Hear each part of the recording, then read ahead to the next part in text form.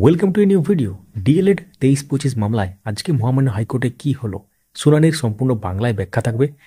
তো দেরি না করে শুরু করা যাক। অবশ্যই চ্যানেলটিকে সাবস্ক্রাইব করে রাখুন, যারা ফেসবুক থেকে দেখছেন পেজটিকে ফলো করে রাখুন। তো আজকে কোর্ট নাম্বার 14-তে অনারেবল জাস্টিস বিভাস পটনায়কের বেঞ্চে এই মামলাটি শুনানি ছিল। পিটিশনের পক্ষ থেকে এপিয়ার করছিলেন মিস্টার সাবির আহমেদ। তো এছাড়াও তার সাথে ছিলেন অ্যাডভোকেট আলী হাসান আলমগীর স্যার, এবং এদিকে বোর্ডের আইনজীবীরা উপস্থিত ছিলেন, সিনিয়র অ্যাডভোকেট সুমিত সান্যাল মহাশয় এবং রাতুল বিশ্বাস মহাশয়। তো শুনানির শুরুতে অ্যাকচুয়ালি আপনারা জানেন, আগের শুনানিতে বোর্ডের সিনিয়র অ্যাডভোকেট সুবীর সান্যাল মহাশয় অনেক আর্গুমেন্ট করেছিলেন এবং অনেক ব্যাপার বলেছিলেন, এবং তার আগেও বলেছিলেন senior advocate Sabir Ahmed sir. তো এক্ষেত্রে তারপর আজকেও কিন্তু senior advocate Sabir Ahmed sir কিন্তু অনেক ব্যাপার বলেন এবং আর্গুমেন্ট করেন। তো প্রথমেই দেবেশ শর্মার যে জাজমেন্ট হয়েছিল, যেটা 11ই আগস্ট 2023, সেই ব্যাপারটা তুলে ধরেন যে জাজমেন্টটা তো হয়েছিল, এবং যেহেতু তারা এর আগে টেট পাস, তো এক্ষেত্রে তাদের আগে গিয়ে কেন এই ব্যাপারটা ধরা হবে, অর্থাৎ রেট্রোস্পেক্টিভ কেন হবে। এটা তো যেহেতু টেট পাস মানেই তো নিয়োগে মানে চাকরি নয়, টেট পাস এবং রিক্রুটমেন্ট দুটো আলাদা জিনিস, টেট এবং রিক্রুটমেন্ট দুটো আলাদা জিনিস, এই ব্যাপারটা বলা হয়। পরবর্তী ক্ষেত্রে তারা ডিএলএড করে 23-25 সেশনে, এবং তিনি এই ব্যাপারটা বলতে গিয়ে আরেকটাভাবে বললেন এদের ক্ষেত্রে ব্রিজ কোর্সও করতে হবে না, কারণ এরা 23-25 ব্যাচ বোর্ডের ডিলের জন্য এরা পাশ করতে পারেনি।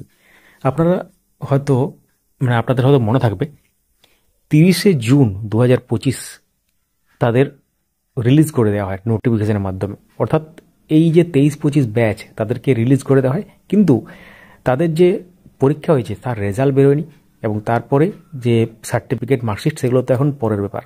তো আপনারা জানেন যে প্রাইমারি নতুন নিয়োগের অনলাইন অ্যাপ্লিকেশনে লাস্ট যে ডিএলএড ব্যাচ অ্যাপ্লাই করতে পারছে সেটা হচ্ছে 22-24 ব্যাচ, তারপরে কোনো রকম ব্যাচ এখানে অ্যালাউ হয়নি। ড্রপডাউন মেনুতে আপনারা দেখতেই পাবেন যে সেখানে 22-24টা হচ্ছে লাস্ট, কিন্তু এক্ষেত্রে 20-22 যে ব্যাচ ছিল তাদেরকে সুযোগ দেওয়া হয়েছিল, এই ব্যাপারটাও কিন্তু প্রসঙ্গের মধ্যে আসে। তো তখন এখানে বোর্ডের পক্ষে যুক্তি দেওয়া হয়, তখন কোভিডের টাইম ছিল, এবং সেই কারণে তাদেরকে ওয়ান টাইম অফ ছাড় দেওয়া হয়েছিল মহামান্য সুপ্রিম কোর্টের পক্ষ থেকে, এই ব্যাপারগুলো বলা হয়। তো আলটিমেটলি এইসব আরও অনেক জাজমেন্ট দেখানো হয়, যেগুলো senior advocate Sabir Ahmed sir দেখান, অর্থাৎ এই জাজমেন্টগুলো দেখিয়ে তিনি প্রমাণ করতে চান যে তাদেরকে সুযোগ দেওয়া হোক, এবং তাদের যে ডেটা, সেই ডেটাটা যখন অনলাইন অ্যাপ্লিকেশনের জায়গাতে তারা যাচ্ছে, টেট টেট হিসাবে ঢুকছে, টেট পাস হিসাবে ঢুকছে, তারপর অনলাইন অ্যাপ্লিকেশন যে ফর্মটা বেরোচ্ছে পুরো, সেখানে কিছু কিছু ডেটা অটোফিল আছে বোর্ডের ডেটাবেস থেকে চলে আসছে, সেটা কিন্তু বলা হয়। অর্থাৎ এক্ষেত্রে তার মানে হচ্ছে তাদের যে ডেটা সমস্ত আছে, এবং তাদের ডেটা আলাদা করে পাবলিশ করা হোক, বা তাদের ডেটা দেওয়া হোক ওয়েবসাইটে, বা সেই সংক্রান্ত ব্যাপার বলা হয়, আলাদা করে কোনো পাবলিশের ব্যাপার নেই। এবং তার সাথে আরেকটা গুরুত্বপূর্ণ যুক্তি তিনি বলেন যে, অর্থাৎ senior advocate Sabir Ahmed sir বলেন যে বোর্ডের দ্বারা কখনো বলা হয়নি যে বিএড হিসাবে টেট দিয়েছে মানে সে ইনভ্যালিড, এই ব্যাপারটা কিন্তু কোনোদিন বলা হয়নি। তো এই ব্যাপারটা বলা হয়, এবং তার সাথে পরবর্তী ক্ষেত্রে যেহেতু pursuing candidate DElEd 23-25 batch result বের হয়নি, সার্টিফিকেট পায়নি, মার্কশিট পায়নি, তার দোষ তো ক্যান্ডিডেটের নয়, বোর্ড যেহেতু ডিলে করেছে। তো সেই জন্য কি হচ্ছে, সুযোগ দেওয়া হোক রিক্রুটমেন্ট প্রসেসে, যেহেতু 9 তারিখ লাস্ট ডেট, আপনারা জানেন যে আজকে 4 তারিখ হয়ে গেল।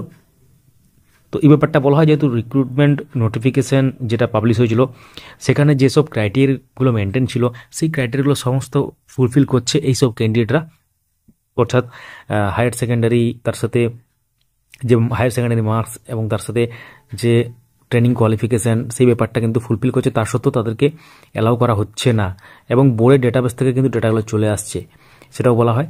তো আলটিমেটলি এইসব বলা যখন আর্গুমেন্টগুলো হচ্ছিল, মানে ঘন্টার পর ঘন্টা আর্গুমেন্ট হয়েছে, আজকে ধরতে পারেন 1 ঘন্টার উপর হয়েছে, আরও বেশি হয়েছে। তো তখনই অ্যাডভোকেট ফিরদৌস শামীম, তার সাথে অ্যাডভোকেট সুদীপ্ত দাশগুপ্ত স্যার আসেন। সিমিলার ম্যাটার ছিল তাদের, পরের আইটেম নাম্বারে ছিল আর কি। তো সেই ম্যাটারগুলো আজকে শোনা হয়নি, আগামীকাল শোনা হবে।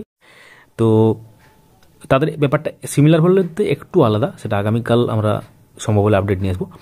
তো এই সব করতে গিয়ে তখন অ্যাডভোকেট ফিরদৌস শামীম স্যার তিনি বোর্ডের এক আইনজীবীকে বলেন যে দুভাবে ট্রিট হচ্ছে, দুভাবে তিনি করছেন, কোনো এক্ষেত্রে বোর্ডের হয়ে একবার লড়ছেন, এবার কোনো আদার্স পার্টির হয়েও কিন্তু আবার তিনি করছেন। তো এই ব্যাপারটা এবং ফেভারিট ক্যান্ডিডেটদের বাঁচাবার জন্য পরিধি ছোট করতে চাইছেন, যাতে অন্যরা না সুযোগ পায় রিক্রুটমেন্ট প্রসেস। এই ব্যাপারগুলো বলা হয়, এই সব চলতে থাকে এগুলো, এবং তারপর আলটিমেটলি অনেক আর্গুমেন্ট হয় এবং এই ব্যাপারটা তারপর আলটিমেটলি এটা রায়দানটা আজকে রিজার্ভ রাখা হয় বলে যেটা বোঝা গেল। তো এই সংক্রান্ত ব্যাপারে আমরা আইনজীবীর সাথে যোগাযোগ করার চেষ্টা করছি। যদি কোনো খবর পাই আমরা অবশ্যই তার বক্তব্য শোনাবো আমাদের চ্যানেলে। তো আলটিমেটলি 23-25 ব্যাচ যেমন সাফার করছে, সেই একইভাবে সাফার করেছিল 20-22 ডিএলএড ব্যাচ, এবং আলটিমেটলি তারা সুযোগ পায় এবং তাদেরকে সুযোগ দেওয়া হয়, এবং সেই একই ব্যাপারে একই পরিস্থিতিতে কিন্তু শুরু হলো ব্যাপারটা। 23-25 যেমন 25 রিক্রুটমেন্ট প্রসেসে 23-25, সেটা ছিল 2022 রিক্রুটমেন্ট প্রসেসে 20-22।